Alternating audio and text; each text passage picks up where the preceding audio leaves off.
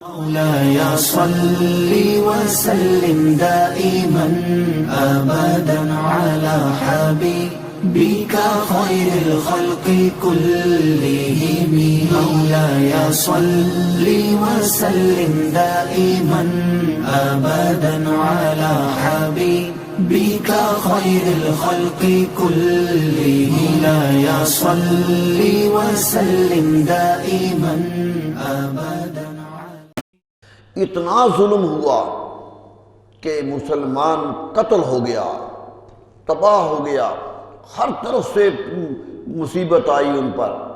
لوگ چھوڑ کے ملک چلے گئے، دوسری بستیوں میں چلے گئے. مدینہ منورہ جائیے تو پورا خاندان بخاری آباد ہے جو بخارا سے وہاں آ گئے، چھوڑ کے آ گئے. لوگ اپنے گھر بار چھوڑ دیے، اتنا کچھ کیا. تو سوچئے، ایک بات سوچئے، اب جب کہ پھر آزادی ملی ہے تو کیا وہاں مسلمان نہیں ہیں؟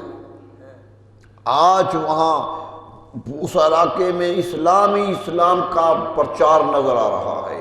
معلوم ہوتا ہے کہ مومن جو دل سے مان لیتا ہے وہ صدیوں کا جبر بھی برداشت کر لیتا ہے لیکن مسلمان رہتا ہے.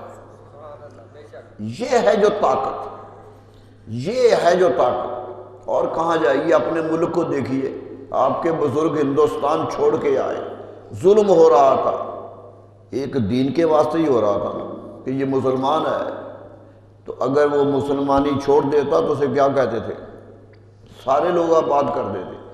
لیکن سب کچھ چھوڑ کے آئے، گھر بار چھوڑ دیا، آباء و اجداد کے مسکن چھوڑ دیے، اپنی طاقت چھوڑ دی، اپنی منزلت چھوڑ دی. لیکن ایمان، کمزور سے کمزور آدمی بھی جو صرف کلمہ پڑھ کے نماز بھی کم پڑھتا تھا وہ بھی ایمان لے کے بھاگا. تو ایمان کی قوت بڑی ہے، ایمان کی یہی قوت ہے. مجھے یاد آ رہا ہے جب پاکستان بن گیا تو 48 میں لاہور میں ایک جلسہ ہوا جس میں قائد اعظم علیہ الرحمہ خود تشریف لائے. قائد اعظم بھی وہاں تھے اور پورا گرد و نواح میں یونیورسٹی گراؤنڈ میں جلسہ تھا اور چاروں طرف سے لوگ اکٹھے تھے کہ آج پہلے دن قائد اعظم کو سامنے دیکھنا ہے. پاکستان بنا ہے، مہاجر قافلے آ رہے ہیں، لٹے پٹے آ رہے ہیں. تو ساری لیڈرشپ وہاں آئی تھی. تو وہاں ابو الاسر حفیظ جلندری نے ایک نظم پڑھی، کھڑے ہو کے ایک نظم سنائی قائد اعظم کے سامنے کھڑے ہو کر، اور ببانگ دحل کہا کہ مسلمانوں کے اس مجمع کو دیکھا ہے قائد اعظم، جنہیں سونپا گیا اس دور میں اسلام کا پرچم. یہ اسلام کا پرچم لے کے آئے. اگرچہ گھر لٹا کر دھر لٹا کر آنے والے ہیں، زمین چھنوا کے مال و زر لٹا کر آنے والے ہیں، مگر ایمان کی خاطر انہیں سب کچھ گوارا ہے. یہ سبق تھا، یہ پیغام تھا کہ یہ آئے ہیں کہ شمع دین حق کا بول بالا ہو، پتنگیں جل بجھے لیکن اندھیرے میں اجالا. اور قائد اعظم کھڑے ہو کے تقی دے رہے تھے، بتا دیا کہ گھر لٹایا جا سکتا ہے، جگہ برباد کی جا سکتی ہے، رشتہ داروں کی قبریں چھوڑی جا سکتی ہیں، اپنے آباء و اجداد کے مکان چھوڑے جا سکتے ہیں، لیکن دین نہیں چھوڑا جا سکتا. یہ جو دین کی طاقت ہے یہ کسی کے ہاں نہیں. یہ صرف دین کی قوت ہوتی ہے جو انسان کو برملا رکھتی ہے. وہ کٹ جاتا ہے، جسم کٹتے ہیں، سر کٹتے ہیں، لیکن وہی ذہن سے نکلتا ہے، کٹ کٹ کے بھی کلمہ توحید ہی نکلتا ہے. یہ جو اندر کی دنیا بدلتی ہے یہ بڑی طاقت ہوتی ہے میرے دوستو. یہ جس کی بدل گئی وہ آخر پہ وہ تکلیف میں بھی آئے تو رب کو یاد کرتا ہے، خوشحالی ملے تو رب کو یاد کرتا ہے، اس کا کرم سمجھتا ہے، تکلیف آئے تو اس کی آزمائش سمجھتا ہے اور اسی پر راضی رہتا ہے. مومن کی میراث یہ ہے.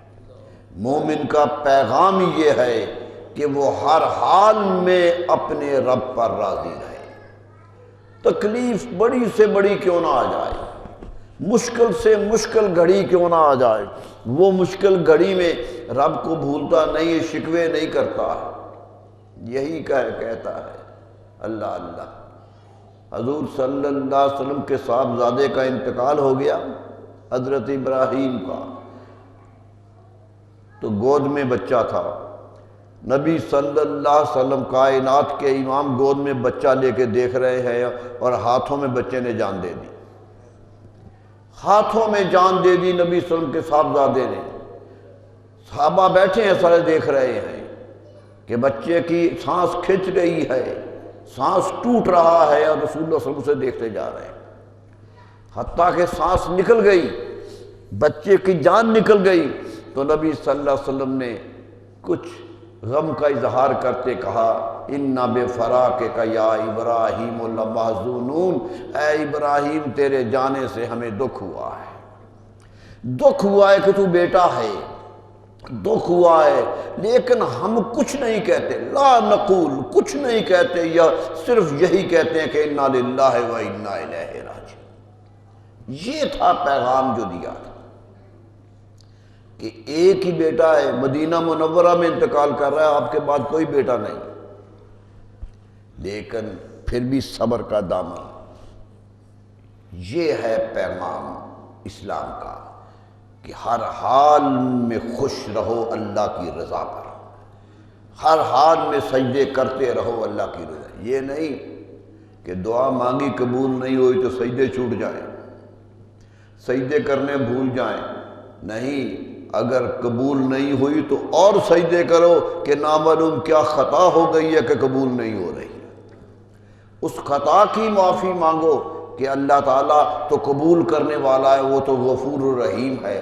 نبی صلی اللہ علیہ وسلم فرماتے ہیں ایک ماں اپنے بچے پر اتنا رحم نہیں کرتی جتنا میرا پروردگار اپنی مخلوق پہ کرتا ہے، تو رحیم و کریم رب اگر رحم نہیں کر رہا تو اور گریہ زاری کرنی چاہیے، اور سجدے کی طوالت ہونی چاہیے، گلا شکوہ نہیں ہونا چاہیے۔ میرے دوستو یہی پیغام دیا تھا، یہی پیغام تھا۔ مجھے یاد ہے کہ ایک انگریز ہندوستان میں رہا، گورنر تھا ایک صوبے کا، انگریز کی حکومت تھی، لان تھا، بڑا باغیچہ تھا کوٹھی کے اندر، ایک مسلمان بوڑھا وہاں کام کرتا تھا، مسلمان بوڑھا مالی کی حیثیت سے کام کرتا تھا۔ ایک دن اس کا ایک جوان بیٹا تھا، ایک ہی بیٹا تھا، جوان تھا۔ ایک دن گھر سے کام کرنے والی نے بتایا کہ آپ کو شاید پتہ نہیں چلا اس کا بیٹا کا انتقال ہو گیا ہے، جوان بیٹا دنیا سے چلا گیا ہے، وہ اکیلا رہ گیا ہے۔ اسے دل میں ہمدردی آئی، اٹھ کے کمرے میں گیا جہاں وہ رہتا تھا کہ میں جا کے افسوس کروں، دیکھا تو کمرے میں نہیں ہے، پوچھا کہاں گیا، کہنے لگے جی کام پہ گیا ہے۔ تو آیا تو کہ زمین پہ کئی چلا رہا ہے، کدال چلا رہا ہے، درانتی چلا رہا ہے، کام کر رہا۔ کہنے لگا تیرا بیٹا نہیں فوت ہو گیا؟ کہتا ہاں، اللہ کو منظور تھا، ہو گیا۔ تو کہا تجھے صدمہ نہیں ہوا؟ کہا بہت ہوا۔ تو کہا پھر کیا کر رہا ہے؟ کہا جی اللہ کی امانت تھی، اللہ لے گیا، امانت اللہ کی تھی، جتنے دن میرے پاس رہا مجھے خوشیاں دیتا رہا، میں تو ان خوشیوں کا بھی صدقہ ادا نہیں کر سکتا جتنی دن اس نے دی ہے۔ یہ تصور دیا تھا اسلام نے، یہ دیا تھا کہ جو دیا ہے اس پہ شکر کرو اور جو لے لیا ہے اس پہ صبر کرو۔ یہ زندگی کا اصول دنیا میں اسلام نے دیا تھا، یہ اسلام کی عظمت آئی تھی۔ میرے دوستو یہی کام کرنے والا رب کے قریب ہو جاتا ہے۔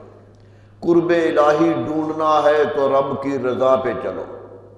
حضرت بابا فرید گنج شکر علیہ رحمہ سے کسی نے پوچھا تھا، میں نے پہلے بھی ایک دفعہ سنایا یہ واقعہ، ایک مرید پوچھنے لگا کہ بابا جی میں کافی سالوں سے آپ کی خدمت میں رہ رہا ہوں، آپ کو دیکھتا ہوں، چلتے پھرتے اٹھتے بیٹھتے دیکھتا ہوں، لوگ آتے ہیں آپ کو ملتے ہیں دیکھتا ہوں، دعاؤں کے لیے کہتے ہیں آپ دعائیں کرتے ہیں یہ بھی دیکھتا ہوں، لیکن مجھے ایک عجیب سی بات نظر آتی ہے کہ جب کوئی سائل سوال کرتا ہوا روتا ہوا آپ کے پاس آتا ہے کہ یہ میرا کام اٹک گیا ہے، مشکل ہو گئی ہے، اور آپ اس پر محبت کی نظر ڈال کے کہہ دیتے ہیں کہ جاؤ اللہ کر دے گا، جاؤ اللہ مشکل آسان کر دے گا، تو میں نے دیکھا ہے پیچھے سے کہ وہ مشکل آسان ہو جاتی ہے۔ کئی دفعہ ایسا دیکھا کہ آپ کے منہ سے کلمہ نکلا اور وہ نکلا ہوا کلمہ اتنا پورا ہوا جیسے دن چڑھاتا ہے۔ تو حضرت جی یہ بتاؤ کہ یہ کہاں سے ملی بات، یہ شرف کہاں سے ملا، یہ طاقت کہاں سے ملی کہ زبان کا نکلا پورا ہو جائے؟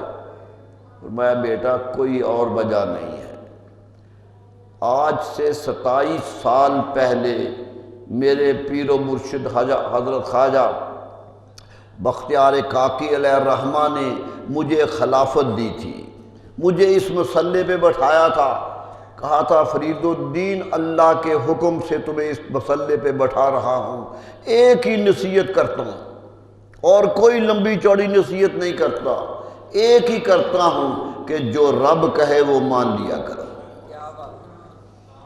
جو رب کا حکم آئے وہ مان لو، اس وقت جو رب کا حکم ہے مان لو، گھنٹے کے بعد جو رب کا حکم ہے مان لو، شام کو جو رب کا حکم ہے مان لو، زور کی نماز ہو رہی ہے تو رب کا حکم آیا ہے مان لو، عصر کی نماز آ رہی ہے تو رب کا حکم آیا ہے مان لو، جو رب کا حکم آئے مان لیا کرو، بس یہی نصیحت ہے مرید کو، اور یہی گدی نشینی کی فضیلت ہے۔ تو فرمایا بیٹا 27 سال ہو گئے ہیں اس نصیحت کو، آج تک مجھے یاد نہیں پڑتا کہ جو میرے رب نے کہا ہو میں نے نہ مانا، جو رب نے کہا وہ میں مانتا رہا ہوں، 27 سال ہو گئے اسے، اور میرا رب تو بڑا رحیم و کریم ہے، وہ تو رحم کرنے والا رب ہے، اب وہ اتنا خوش ہو گیا ہے کہ جب میں کچھ کہہ دیتا ہوں وہ مان لیتا ہے، اس کی مانی ہے 27 سال، تو اب وہ ماننے لگ گیا ہے، بتا دیا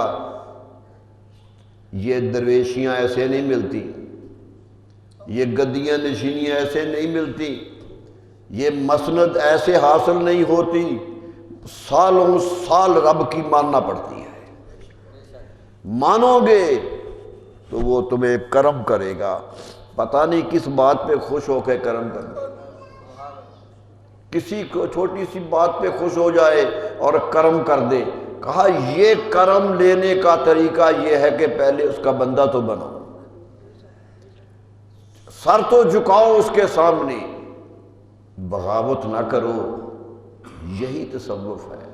صوفیہ کیا تھے؟ بڑے سے بڑے سے حضرت داتا گنج بخش علیہ الرحمہ کے پاس ایک آدمی آیا، کہنے لگا حضور میں بڑے دیر سے آپ کے ساتھ رہتا ہوں، کہا ٹھیک، کہا جی یہ بڑا کچھ رہتا ہوں، میں نے سنا تھا کہ آپ بہت بڑے ولی ہیں، اس لیے آیا تھا، دور سے آیا ہوں، رہتا ہوں آپ کے پاس۔ آپ نے کہا اچھی بات ہے، قریب رہتا ہے، کہنے لگا لیکن ایک بات ہوئی ہے، میں نے کوئی کرامت آپ کی نہیں دیکھی، کرامت نہیں نظر آئی کہ یہ کب ہو جائے، یہ ہو جائے، یہ سادی سی زندگی گزار رہے ہیں، آتے ہیں آپ مسکرا پڑے، فرمایا بیٹا کیا کرامت چاہتے ہو، کیا کرامت چاہتے ہو، کتنے عرصہ ہو گیا تمہیں آئے ہو؟ اس نے کہا جی کئی سال ہو گئے۔ فرمایا ان سالوں میں کبھی میری نماز کی تکبیر اولیٰ قضا ہوتے دیکھی؟ کیا امام کے کھڑے ہونے کے ساتھ ہی میں کھڑا نہیں ہوتا، آگے آگے نہیں کھڑا ہوتا؟ کہا جی یہ تو آپ نے دیکھا۔ فرمایا بیٹا مجھ سے اس سے بڑی کرامت کوئی نہیں ہے، یاد رکھ لو کرامت یہی ہے کہ رب کے حضور حاضر ہونے کے لیے پہل کرو، جتنی پہل کرو گے رب اتنا ہی راضی ہوگا۔ میرے دوستو یہ تھے ولی، یہ تھے زندگی گزارنے کے طریقے، زندگی بھر ایک ایک عمل اپنا سوچتے رہے کہ نبی صلی اللہ علیہ وسلم نے کیسے کیا تھا، اور اس کے ساتھ اپنا عمل جوڑتے رہے۔ جس نے یہ عمل جوڑ لیا وہی ولی ہے، وہی صوفی ہے۔ بدقسمتی آج ہو گئی ہے، آج تو جو ایک خاص قسم کے کپڑے پہن لے، ایک خاص قسم کی زبان بولنے لگ جائے، وہی ولی ہے، وہی صوفی بن گیا ہے۔ میرے دوستو، مقام تصوف بڑا بلند ہے، بڑا اونچا مقام ہے۔ صحابہ کرام ولی تھے یا نہیں تھے؟ ولیوں کے امام تھے وہ تو۔ حضرت داتا گنج بخش رضی اللہ عنہ نے کشف المعجوم میں جب ولایت گننے لگے کہ کون کون سے بڑے ولی تھے، تو سب سے پہلا نام حضرت صدیق اکبر کا لیا رضی اللہ عنہ، پھر حضرت فاروق اعظم کا نام لیا، پھر حضرت عثمان غنی کا نام لیا، پھر حضرت حیدر کرار رضوان اللہ علیہ مجمعین کا نام لیا۔ اس ترتیب سے نام شروع کیے، اور ولیوں کے جب اگلی صف میں آئے تو امام ابو حنیفہ کا نام لیا۔ ان کے نزدیک تو یہ ولی تھے۔ ایک بر صغیر کا سب سے بڑا ولی جب ولی گنتا ہے تو صحابہ سے شروع کرتا ہے۔ حضرت امام ابو حنیفہ کو لوگ امام فقہ جانتے ہیں۔ امام صاحب کہتے ہیں وہ لوگوں کے امام ہیں سب کے، لیکن اولیاء کے خاص امام ہیں۔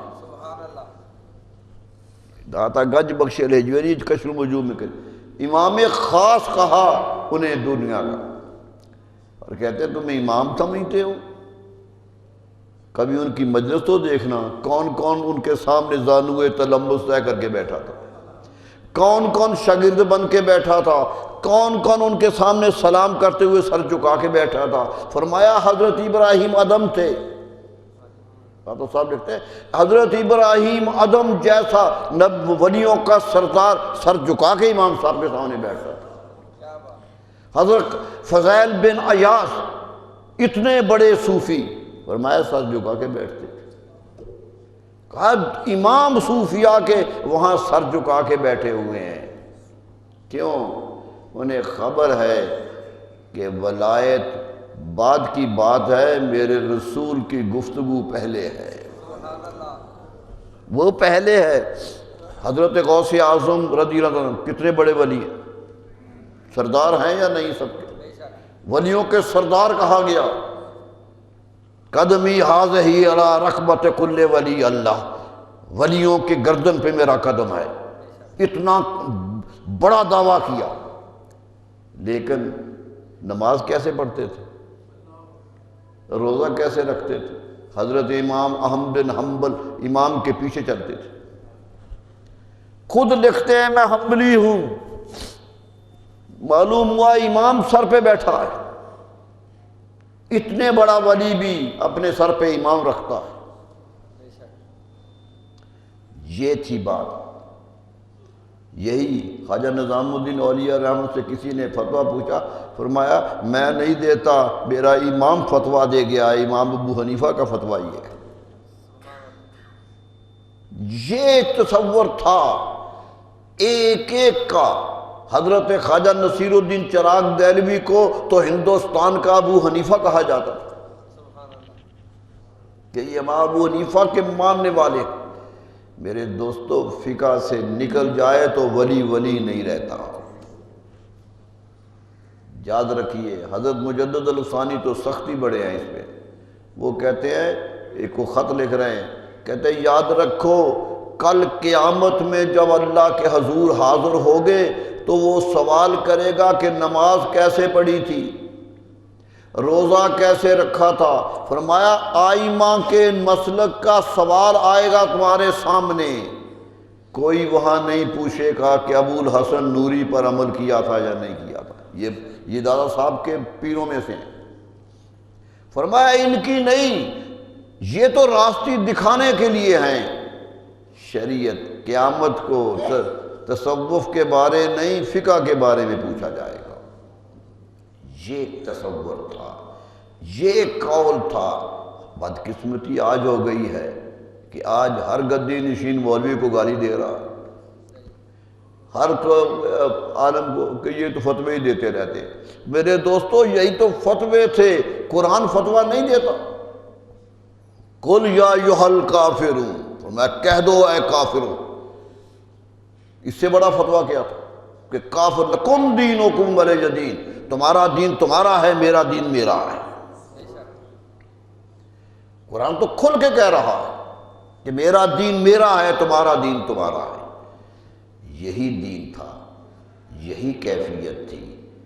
یاد رکھ لیجئے صوفیاء کا کہنا یہ ہے کہ ایک رسول اللہ صلی اللہ علیہ وسلم کا فرمان زندگی میں نافذ نہ رہے تو ولایت سے نیچے آ جاتا ہے، ولایت چھوٹ جاتی ہے. ایک ایک قدم پہ شریعت مطہرہ پہ عمل کرنے پر جتنا مداومت کرے گا، جتنی زیادہ پیروی کرے گا، اتنا ہی ولی بڑا ہوگا. صحابہ کرام بنے نہ بنے، فیصلہ کر لیا. اور یہ بھی اللہ کی حکمت ہے کہ فیصلہ کر کے آدمی 10 سال جیتا ہے یا 5 سال جیتا ہے، جتنا تھوڑا عرصہ بھی رہے اللہ کو وہی قبول ہے. ایسے صحابہ بھی ہیں جو ایمان لائے اور جنگ میں چلے گئے، جاتے شہید ہو گئے. یہاں تک لکھا کہ ایک ایسے صحابی ہیں جن کا 5 نمازوں کا وقت ہی نہیں آیا، لیکن صحابی ہیں، صحابی ہیں، اولیاء کے امام ہیں، سب سے بڑے ولی ہیں. یہ کیفیت میرے دوستو، یہ بزرگ جو گئے آج جن کی مزار مہک رہے ہیں، یہ کہہ کے یہی گئے تھے کہ آنا ہے تو رسول اللہ کے حکم مانتے ہوئے آؤ. کیا پیغام دیتے تھے کہ میرا حکم مانو. قول پیغمبر حجت است، رسول اللہ کا قول حجت ہے. جو وہ فرما گئے وہ دین ہے. ہم تو اس دین پہ عمل کرنے والے، ہم تو دین پر عمل کرنے والے ہیں. اور اگر عمل کرتے ہوئے ہم سے غلطی ہو گئی ہے تو وہ ہماری غلطی ہے، شریعت کی غلطی نہیں ہے. ہم ناقص رہ گئے ہیں. یہ پیغام دیا تھا میرے دوستو. حقیقت یہ ہے کہ یہ امت خرافات میں کھو گئی. ہم نے ایسے بنا لیا. حضرت مجدد فرماتے ہیں، کہتے جس پیر کے ہاتھ پہ بیعت کر رہے ہو، زندگی بھر عمل کرنا ہے اس کے قول پر، اگر اس کا قول، اس کا فعل، اس کا عمل شریعت کے خلاف دیکھو تو انکار کر دو، کیونکہ قیامت کو شریعت کام آئے گی، کسی کی اتباع کام نہیں آئے گی. یہ ہیں جو خود ولی ہیں، یہ ہے جو خود صوفی ہیں، جو زندگی کا ذکر کرتے ہیں. میرے دوستو ان کا عرس بھی ہم مناتے ہیں، ان کے ذکر بھی ہم کرتے ہیں، لیکن بھول جاتے ہیں کہ انہوں نے کہا کیا تھا، ان کا عمل کیسا تھا. ایک ایک عمل کو دیکھیے کہ وہ زندگی میں کس طرح عمل کرتے چلے گئے تھے. ایک رسول اللہ صلی اللہ علیہ وسلم کی عادت کی خبر ہو جائے تو سرتا پاؤ اس پہ کرنے کو تیار ہو جاتے تھے. ایک طرف صحابہ بھی یہی کرتے تھے. میں نے آپ کو بتایا تھا نا، حضرت فاروق اعظم بہت بڑے طاقتور حکمران تھے. دنیا میں اتنا بڑا طاقتور حکمران کوئی نہیں دیکھا.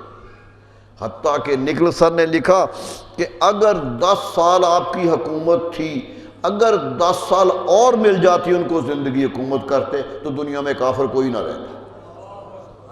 یہ یورپ والے کہہ رہے ہیں کہ اتنا اسلام پھیلا، کہاں کہاں اسلام گیا، لیکن اپنی حالت کیا ہے کہ رسول اللہ صلی اللہ علیہ وسلم جا رہے ہیں، ساتھ جا رہے ہیں.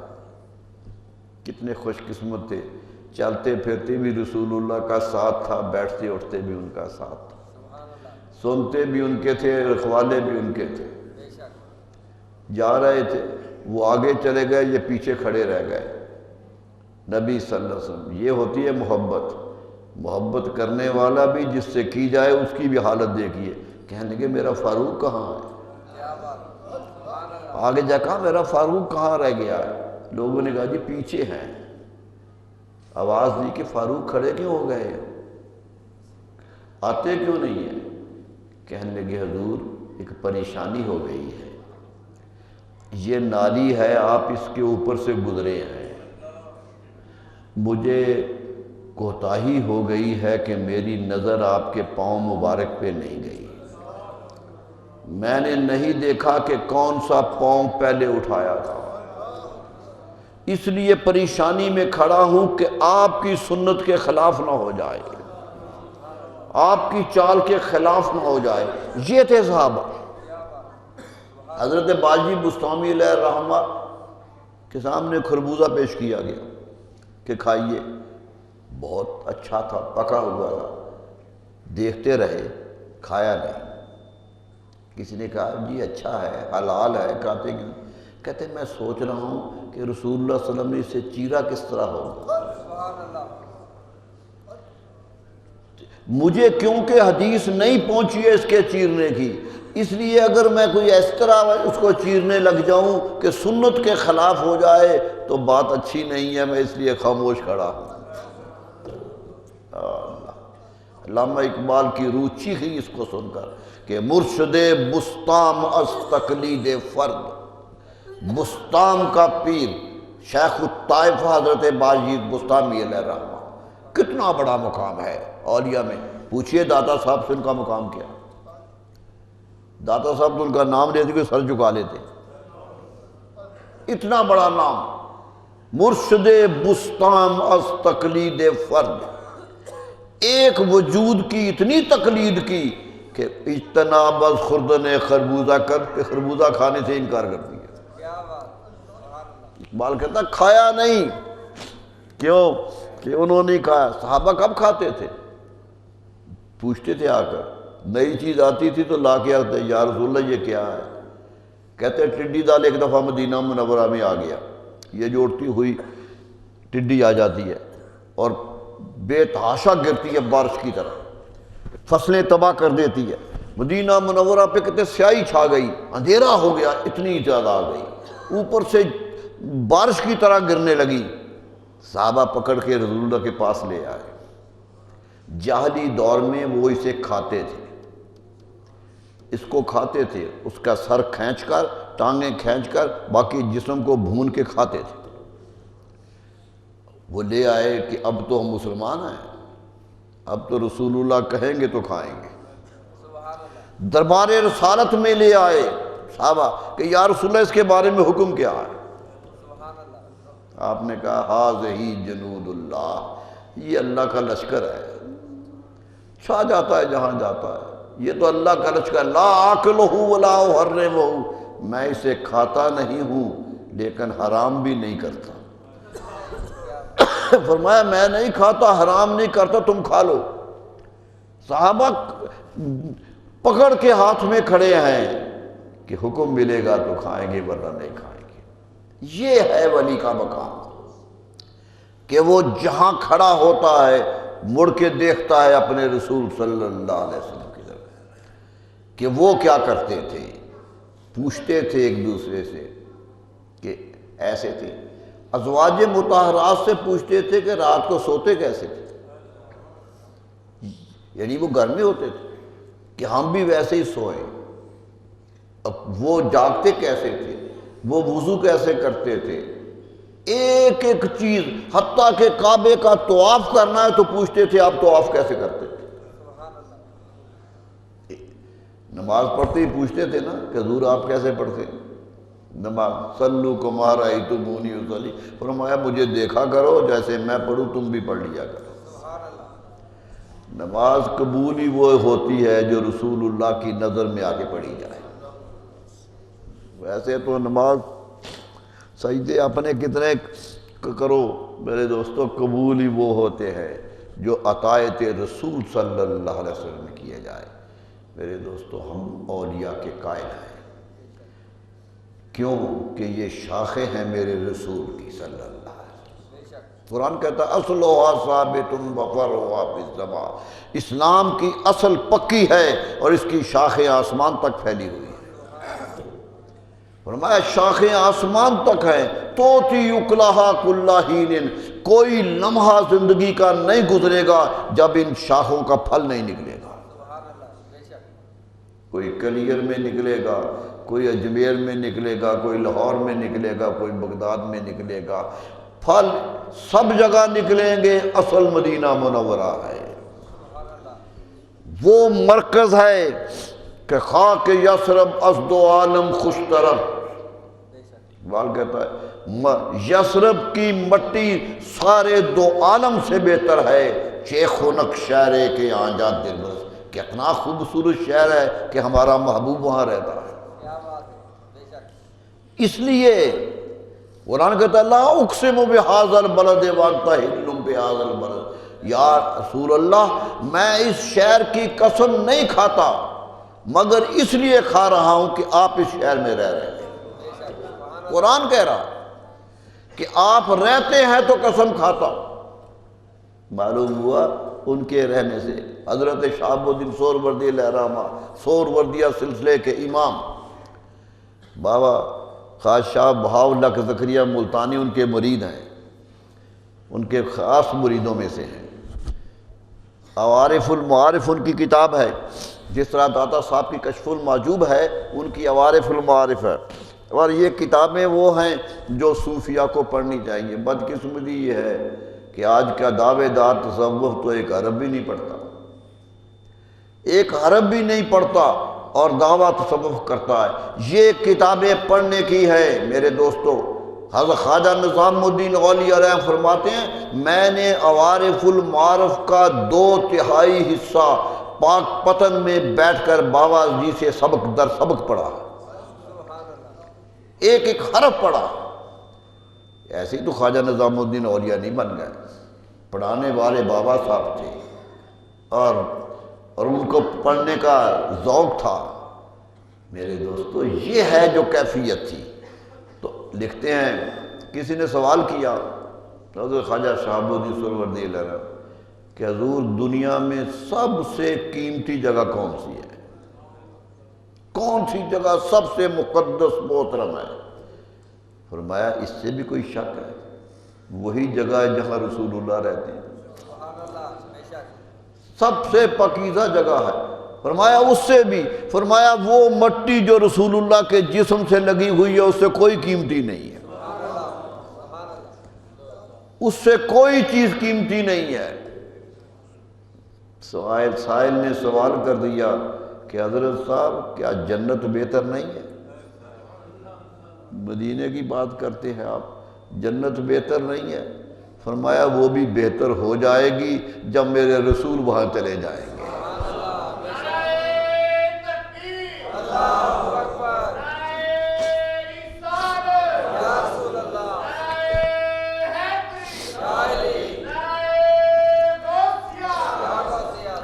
غور کیجئے سہروردیہ سلسلے کے امام جس کی کتاب ہر ایک نے پڑھی، ہر سلسلہ وہ کتاب پڑھتا ہے، اور ان کا عوارف المعارف ایک نصاب ہے تصوف کا۔ کہتے ہیں کہ معتبر مٹی وہی ہوگی جہاں میرے رسول جائیں گے، یعنی کہہ دیا کہ آج معتبر نہیں ہے وہ، آج مدینہ معتبر ہے، جب آپ وہاں چلے جائیں گے تو وہ معتبر ہو جائے گی۔ یہ شیخ شہاب الدین سہروردی اللہ کا ایمان ہے۔ میرے دوستو یہ ہے تصوف، کیا کیا جائے۔ احمد شوقی مصر کا بڑا شاعر تھا، علامہ اقبال کا ہم اثر تھا۔ جنیوا کانفرنس میں جب اقبال پاکستان ہندوستان سے گئے تھے تو وہ مصر کی طرف سے آیا تھا جنیوا کنونشن میں۔ بہت بڑا شاعر، بڑا امیر الشعراء کہتا ہے مصر آج، عرب کے شاعر کہتے ہیں، بہت بڑا۔ نظم لکھنے لگ گیا، حجاز پہ نظم لکھی۔ اس دور میں تحریک چل رہی تھی کہ عرب بہت بڑے ہیں، عرب نیشنلٹی پر، عربزم پر تحریکیں چل رہی تھی، اور مصر تو اپنی زمین کو بہترین زمین کہہ رہا تھا، فرعون کی زمینیں کہہ رہا تھا۔ اس نے نظم لکھی اور کہا کہ یاد رکھو میں مصر کی عظمت کا قائل ہوں، میں مصر کی مٹی پہ بھی قربان ہونا چاہتا ہوں کہ میرا ملک ہے، میری مٹی ہے، لیکن یاد رکھو یہ ساری مٹیاں قربان ہو سکتی ہیں حجاز کی مٹی پر۔ وہ معتبر ہے، پھر بھی کہاں بھی رہو معتبر وہی ہے۔ آج مومن یہی سمجھتا ہے، کیا جاتے نہیں تھے؟ اللہ اللہ، بلکہ میں تو سمجھتا ہوں کہ لوگ تو خرچ کر کے وہاں جاتے ہیں، اللہ کا ولی تو وہاں ہی رہتا ہے، وہ تو اسی دربار میں رہتا ہے۔ لوگ کہتے ہیں کہاں ہوتے ہیں، وہ تو وہی ہوتے ہیں جہاں ان کا رسول ہوتا ہے۔ یہ ولایت کی شرط یہ ہے، جتنا رسول اللہ صلی اللہ علیہ وسلم سے نسبت بن جائے اتنی ہی عظمت ہے، اور اگر ان کی نسبت نہیں ہے تو کوئی ولایت نہیں ہے، کوئی صوفی نہیں ہے، کسی کو تسلیم نہیں کرتے۔ تسلیم صرف اس کو کرتے ہیں جو گدا ہے میرے رسول صلی اللہ علیہ وسلم، انہی کی گدائی میں کامیابی ہے، انہی کی غلامی کامیابی ہے۔ یا محمد کی غلامی دین حق کی شرط اول ہے، اسی میں گر رہی خامی تو ایمان نامکمل ہے، ایمان مکمل ہی نہیں ہوتا۔ محمد ہے متاع عالم ایجاد سے پیارا، جتنی رب نے مخلوق پیدا کیا ہے سب سے پیارا وجود انہی کا ہے۔ محمد ہے متاع عالم ایجاد سے پیارا، پدر مادر برادر مال و جان اولاد سے پیارا۔ رسول اللہ خود فرماتے ہیں لا یؤمن احدکم حتی اکون احب الیہ من والدہ وولدہ والناس اجمعین۔ یاد رکھو مومنو، تم ایمان والے ہو نہیں سکتے ہو جب تک تمہیں میری محبت اپنے باپ سے، اپنی اولاد سے اور پوری انسانیت سے زیادہ، سب سے زیادہ میری محبت کرو۔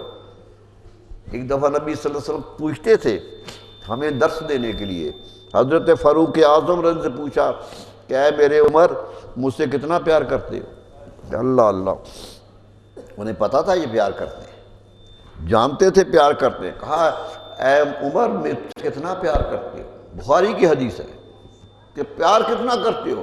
کہنے لگے یا رسول اللہ، اپنی جان کے علاوہ دنیا کی ہر چیز سے آپ کو پیار کرتا ہوں، کوئی چیز معتبر نہیں ہے، آپ معتبر ہے۔ فرمایا میرے فاروق ایمان پورا نہیں ہوا۔ رسول اللہ صلی اللہ علیہ وسلم فرمایا میرے فاروق ایمان پورا نہیں ہوا۔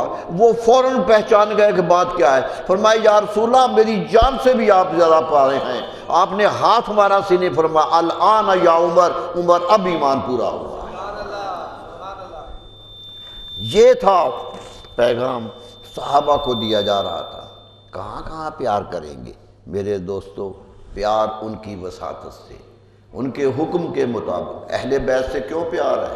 کہ ان کی اہل بیت۔ صحابہ سے کیوں پیار ہے؟ کہ ان کے صحابہ ہیں۔ میرے دوستو، ان کے شہر سے پیار ہے، ان کے تو لباس سے پیار ہے۔ یہی ہوتا تھا، یہی حضرت عمر بن عاص رضی اللہ عنہ شہید ہو گئے، دنیا سے چلے گئے، وفات ہوئی تو بیٹے کو بلایا، بیٹا بھی بدر کا صحابی ہے، 313 میں شامل ہے بدر کے صحابہ میں حضرت عبداللہ بن عمر بن عاص۔ فرمایا بیٹا میری جان جا رہی ہے، میں دنیا سے جا رہا ہوں، ایک نصیحت کرنی ہے تمہیں۔ کہا جی ابا جی بتائیے۔ فرمایا جب میرا انتقال ہو جائے تو میں نے ایک رسول اللہ کا بال سنبھال کے رکھا ہوا، آپ نے حلق کرایا تھا تو بال بانٹ دیے تھے صحابہ نے، خود نبی صلی اللہ علیہ وسلم نے حکم دیا تھا۔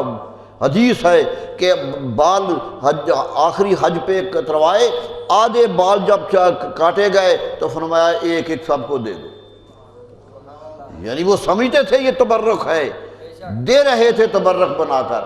فرمایا ایک مجھے بھی حصے میں آیا تھا، میں نے رکھا ہے، بیٹا جب آنکھیں بند ہو جائیں نہلا چکو تو آنکھ کھول کے یہ بال آنکھ میں رکھ دینا، یہ آنکھ میں رکھ دینا۔ بیٹا کہنے گا حضور اس کا کیا حکمت ہے؟ فرمایا اللہ کو حساب دینا ہے، فرشتے بھی آئیں گے، منکر نکیر آئیں، پتہ نہیں کتنی مشکل منزل ہوگی، آنکھ ملائی جا سکے یا نہ جا سکے، یہ بال ہوگا تو حوصلہ رہے گا، نجات کا سبب بن جائے گا۔ میرے دوستو یہ تھی یہ صحابہ کا ایمان. صحابہ اس ایمان سے جیتے تھے. حضرت خالد بن ولید کا تو بارے میں تاریخ لکھتی ہے کہ ٹوپی کے اندر ایک بال رکھا ہوا تھا. کسی نے کہا خالد بہت بہادر ہیں، ہر جنگ جیت لیتے ہیں. فرمایا تمہیں پتہ نہیں اس کی حکمت کیا ہے. ایک جنگ میں وہ ٹوپی غائب ہو گئی، ملتی نہیں تھی. جنگ شروع ہونے والی ہے، آپ ٹوپی ڈھونڈ رہے ہیں. لوگوں نے کہا حضور دشمن حملہ آور کہیں گے، حملہ بعد میں دیکھیں گے، پہلے ٹوپی ڈھونڈ لیں گے. انہوں نے کہا جی ٹوپی میں ہے کیا کہ اس کو ہی ڈھونڈتے جا رہے ہیں، دشمن حملہ کر رہا ہے. فرمایا اسی کی وجہ سے تو فتح ہوتی ہے. فتح تو خالد کا سیف اللہ ہونا تو اسی ٹوپی کی وجہ سے ہے کہ اس کے اندر میں نے رسول اللہ کا بال رکھا ہوا. یہ ہے ایمان کی احساس. میرے دوستو مسلمان خوش قسمت قوم ہے جس نے اپنے رسول کے ایک ایک ادا سے پیار کیا. جتنا پیار کرو گے اتنی منزلتیں پاؤ گے. حضرت علی رضی اللہ کا قول ہے، خود کہا شعر کرار حیدر کرار رضی اللہ عنہ. کسی نے پوچھا کہ علی کرم اللہ وجہہ حضرت ابو بکر صدیق کا مقام کیا ہے؟ پوچھا. آج بڑے پریشانی ہوتی لوگوں کو اس پر. خود سوال کیا، فرمایا بڑا اونچا مقام ہے، بڑا مقام، سب سے بلند مقام ہے. میرے نبی صلی اللہ علیہ وسلم نے فرمایا کہ نبیوں کے بعد کوئی انسان ابو بکر سے اونچا نہیں ہے. افضل البشر بعد الانبیاء، انبیاء کے بعد سب سے افضل البشر مقام ہے ان کا. کہا جی وہ یہ مقام کیوں لے گئے، اتنا مرتبہ کیوں مل گیا؟ فرمایا نمازوں کی وجہ سے نہیں ملا، نمازیں تو ہم بھی پڑھتے تھے. فرمایا زکوٰۃ کی وجہ سے نہیں ملا، جو توفیق ہوتی تھی ہم بھی دیتے تھے. حج کی وجہ سے نہیں ملا، وہ ہم بھی کرتے تھے. نیکیوں کی وجہ سے نہیں ملا، نیکیاں ہم بھی کرتے تھے. تو کہا جی کیوں مل گیا؟ فرمایا محبت رسول میں آگے نکل گئے.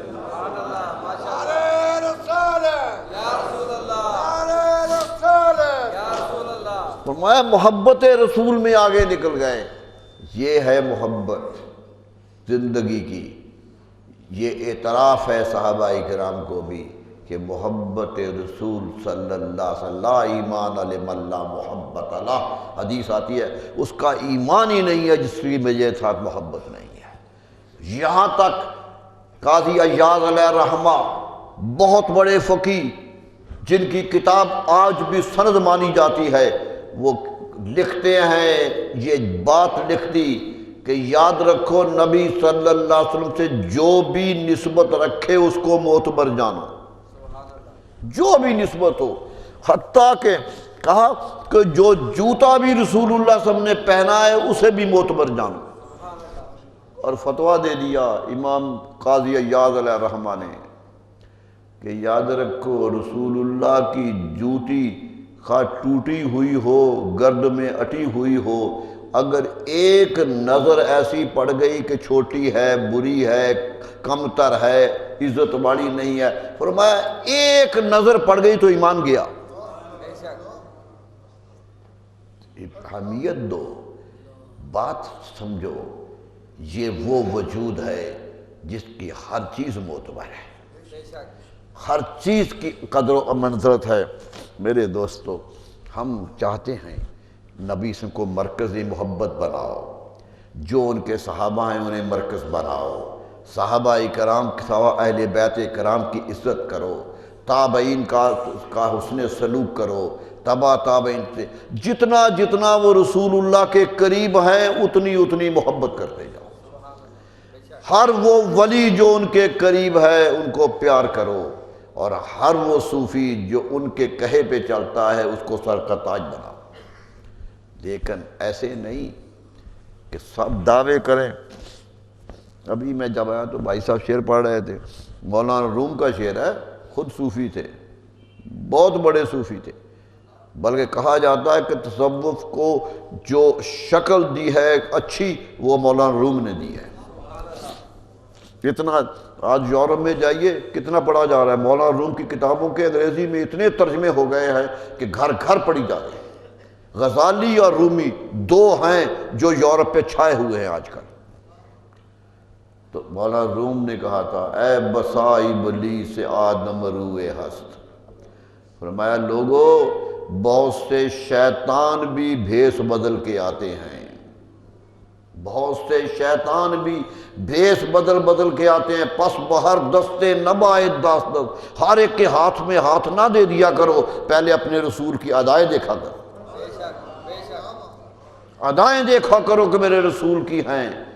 وہ نہیں ہے جس کا فتویٰ دیا، یہ کتنا سخت فتویٰ تھا، اور یہی کہنے والے کہتے کہ پیر راہ بے گزی کے بے پیری زبر، ارے پیر پکڑا کرو کہ پیر کے بغیر سفر نہیں ہوتا، ہست بست پر آفت و خوف و خطر، خوف و خطر کا سفر ہوگا، کوئی رہنما ڈھونڈ لیا کر جو آگے لے جائے۔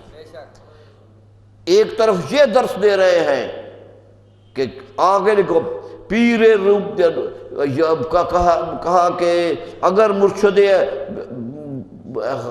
آپ کے پیرو مرشد اگر وہ میرے سامنے نہ ہوتے تو میں بھٹک گیا ہوتا، اور اقبال نے چیخ کے کہا تھا کہ پیر رومی خاک را اکسیر کر، ارے میں مٹی تھا مجھے سونا پیر رومی نے بنایا، میرے پیر رومی نے بنایا ہے۔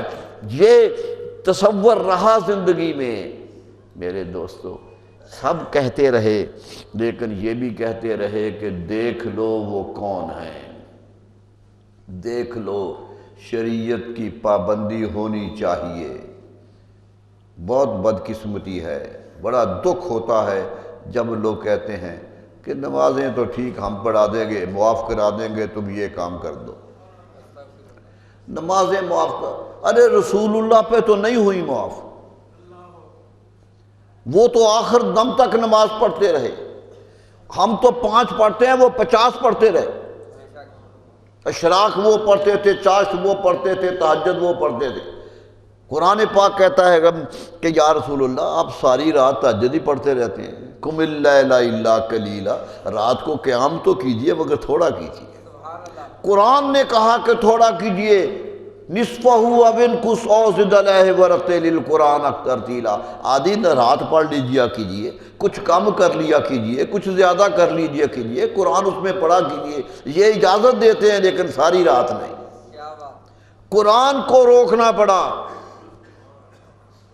کھڑے ہیں رب کے حضور، ام المومنین کہتے یا رسول اللہ آپ کو تو کوئی گناہ ہی کوئی نہیں، اتنے آہوزاری کیوں کرتے ہیں، کھڑے رہتے ہیں۔ حدیث میں آتا ہے کہ پاؤں پہ ورم پڑ جاتے تھے،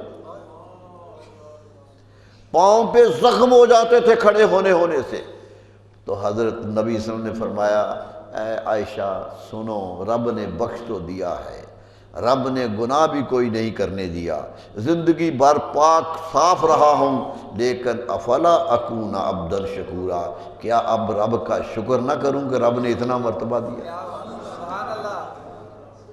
یعنی پھر بھی عبادت، یہی عبادت کا آخری لمحے ہوتے ہیں میرے دوستو۔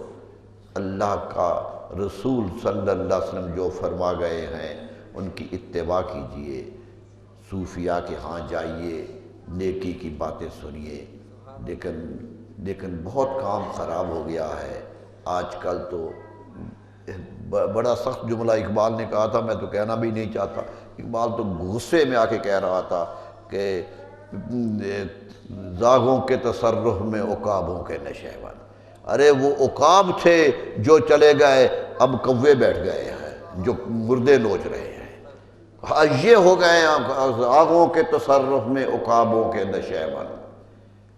یہ کیفیت نہیں ہونی چاہیے کہ مسرد نشینی یہ ہے کہ میں بیٹا ہوں۔ میرے دوستو بیٹا بھی وہی معتبر ہے جو باپ کے کہے پہ عمل کرتا ہے، وہی معتبر ہے۔ نہیں دیا بابا فرید گنج شکر کے بیٹوں کے نام بتائیے، خواجہ معین الدین چشتی اجمیری علیہ الرحمہ کے بیٹوں کے نام بتائیے، علماء کو نہیں آتے، کیونکہ بیٹوں کو نہیں، جو قابل تھا اس کو رکھا۔ جو قابل تھا اسے آگے کیا، جو نہیں تھا پیچھے کر دیا۔ خواہ اپنی اولاد تھی جب یہاں بیٹے نہیں چلتے، یہاں وراثت نہیں چلتی، یہاں چلتی ہے تو نیکی چلتی ہے، اتباع رسالت چلتی ہے۔ دعا کیجئے ہمیں اتباع رسالت کی توفیق ملتی رہے، اللہ تعالیٰ کرم کرے۔ عرصہ ہے داتا گنج بخش علی حجویری علیہ الرحمہ کا، بڑی آن شان سے روز خط آتے ہیں، روز اشتہار آ رہے ہیں۔ اللہ تعالیٰ اس عرس کی سلامتی رکھے۔ بہت سے لوگ ان کو مٹانا چاہتے ہیں، بہت سے روز خراب کرنا چاہتے ہیں، لیکن میرے دوستو کہتے ہیں کہ وہاں بہت کچھ ہوا بھی، لیکن جب اگلا دن آیا تو پہلے سے زیادہ لوگ وہاں تھے۔ لوگ پرواہ نہیں کرتے ہیں، کیوں کہ انہیں خبر ہے کہ اس آستانے پہ آنا جو ہے یہ بہت بڑی بات ہے۔ مرشد حجویر مخدوم امتوں کا امام ہے حضرت داتا گنج بخش، مرکد او پیر سنجر راہرم۔ اقبال نے تو بات ہی ختم کر دی تھی، فرمایا وہ نہیں پیر، ان کی قبر بھی پیر سنجر کے لیے حرم ہے۔ مرکد او پیر سنجر را حرم، یہ کیفیت ہونی چاہیے۔ اللہ تعالی ہمیں توفیق دے کہ بزرگان دین کے آستانے پہ حاضر ہوتے رہیں اور شریعت مطہرہ پر عمل کرتے رہیں۔ یاد رکھیے سجدہ جائز نہیں ہے، ہمارے ہاں فتویٰ ہے، اعلیٰ حضرت عظیم البرکت علیہ الرحمہ کا واضح فتویٰ ہے کہ قبر کو سجدہ جائز نہیں ہے، کسی بزرگ کو سجدہ بھی جائز نہیں ہے۔ نبی صلی اللہ علیہ وسلم نے خود اپنے آپ کو سجدہ نہیں ہونے دیا۔ صحابہ کہہ رہے تھے یا رسول اللہ نہیں چاہتا آپ کو سجدہ کریں۔ آئے صحابہ کہ بادشاہ ایران کے ہاں درباری سجدہ کرتے ہیں، کیسر روم کے ہاں درباری سجدہ کرتے ہیں، آپ تو کائنات کے امام ہیں، ہمیں اجازت دیجیے سجدہ کریں۔ فرمایا میں اجازت نہیں دیتا، سجدہ صرف رب کو ہوتا ہے۔ یہ تھی تبلیغ، اسی پر عمل کیجئے۔ اللہ تعالی ہمیں نیکی کرنے کی توفیق عطا فرمائے۔ مولاي صل وسلم دائما أبدا على حبيبك خير الخلق كلهم. مولاي صل وسلم دائما أبدا على حبيبك خير الخلق كلهم. مولاي صل وسلم دائما أبدا